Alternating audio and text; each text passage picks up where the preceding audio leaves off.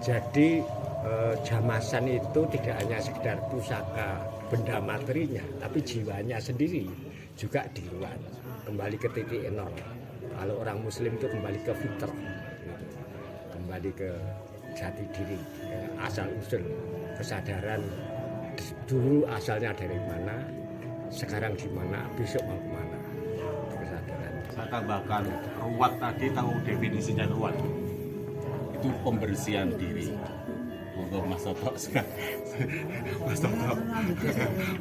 Lanjut. Nah, jadi kita tadi kidung tadi itu montro itu bentuk doa. Doa itu kan tidak hanya ucapan sebenarnya. Buat kita diam duduk hening lah kalau itu kita sudah istilahnya tuh manunggaling kawula Gusti. Kita hanya realisasi itu hubungan itu sama Gusti. Itu kalau orang Jawa bilang itu lewat tembang atau montro. Lah di dalam budaya Jawa sendiri doa itu ada 5. Dimanapun tidak ada, hanya di Jawa. 1 namanya jawab. Salah satu contoh ketika kita di pantai di laut, kita jangan cemamangan atau jujukan atau itu bahasa Indonesianya apa itu. Jangan tiba-tiba nah itu kita harus jawab itu entah itu sama leluhur kita orang Jawa nih. Ini konsep orang Jawa menyapa semesta. Jawab 1 ya. Jawab jopo. Salah satu contoh. Jopo ketika kita bangun tidur. Maaf kata, kita sama itu bacin. Itu apa namanya? Ya, itu obat, jangan salah. Liur, ludah. Itu ludah pertama. Itu jangan salah, itu obat. Kita oleskan di koreng ya. Nah, itu bisa sembuh. Asal kita percaya. Nah, dua ya. Jawab, jopo, montro yang tadi. Yang lagu, cara itu mantra. Itu mantra. Ono coroko terus diwalen itu mantra ya. Bapak Joko itu tadi juga itu tadi. Nah, yang ketiga tadi ya, mantram. Mantram itu kalau orang Islam Muslim itu kayak zikir itu loh. Selawatan itu mantram. Itu dunia roh. Kita sudah masuk ke dimensi lain. Alam roh itu mantra. Itu sudah menyatu benar kita, itu sudah hening. 4 ya. Yang kelima namanya dungo. Satu lagi sebenarnya ada yang namanya gendam. Karena kalau gendam itu konotasinya negatif karena untuk kejahatan biasanya gitu. Nah, itu sebenarnya mantra itu. Tapi mantra yang sisi negatifnya itu loh. Itu gendam. Mempengaruhi orang. Jadi memutarbalikkan ini paradigma lah.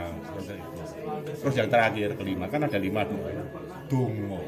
Wah ini kalau orang Islam bilang itu jam 12 itu namanya apa tuh? Tahajud, zikir itu tuh. Kalau di Kristen itu saat teduh kita nanti. Kalau di budaya Hindu itu meditasi mungkin. Nah itu tuh. Tuh. Sudah cukup. Nanti tak tambahin lagi. Dengan pusaka. Sekarang dengan pusaka. Pusaka itu karya peradaban leluhur bangsa Jawa pada mulanya, kemudian menjadi Nusantara sampai ke Burma, ke Thailand, ke Brunei, sampai ke Asia Tenggara. Itu Nusantara pada saat itu. Sehingga awalnya peradaban metal, tempa, itu bukan karena tangan dipencet-pencet, bukan. Itu murni teknologi, kecanggihan teknologi zaman leluhur kita dulu.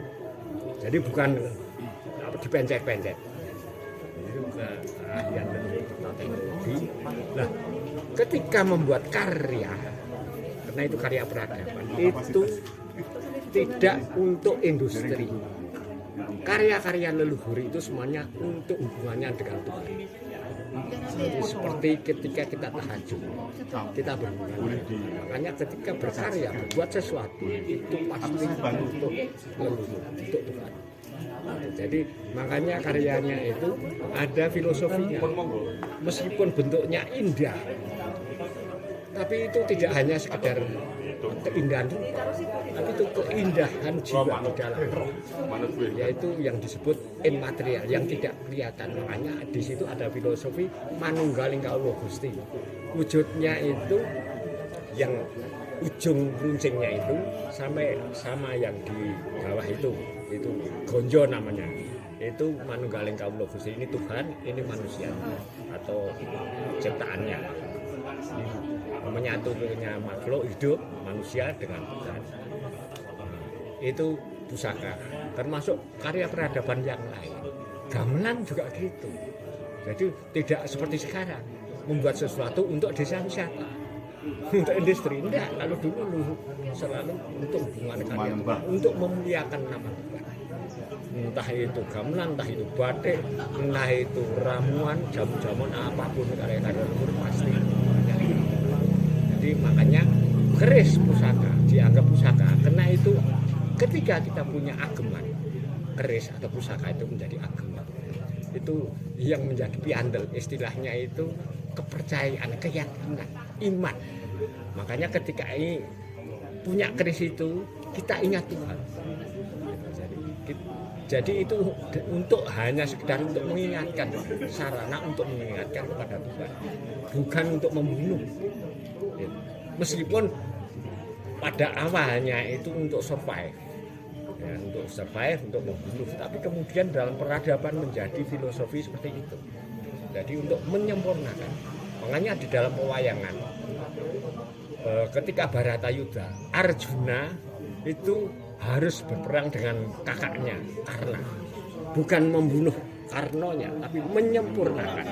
Karena Karno tidak mau dengan musuhnya orang lain, tidak mau. Satria lain nggak mau. Dia harus dengan Arjuna, adiknya, yang menyempurnakan. Nah, itu banyak cerita di wayang juga seperti itu. Jadi itu bukan untuk membunuh. Kalaupun membunuh itu membunuh sifat jahatnya, menghilangkan sifatnya, bukan membunuh manusianya. Manusianya yang punya roh itu disempurnakan supaya kembali pada Tuhannya. Itu tentang pusaka. Niko bersuran jadi, tapi kan ini kita mumpung tesih suran. Oh iya. Niko monggo ditulis.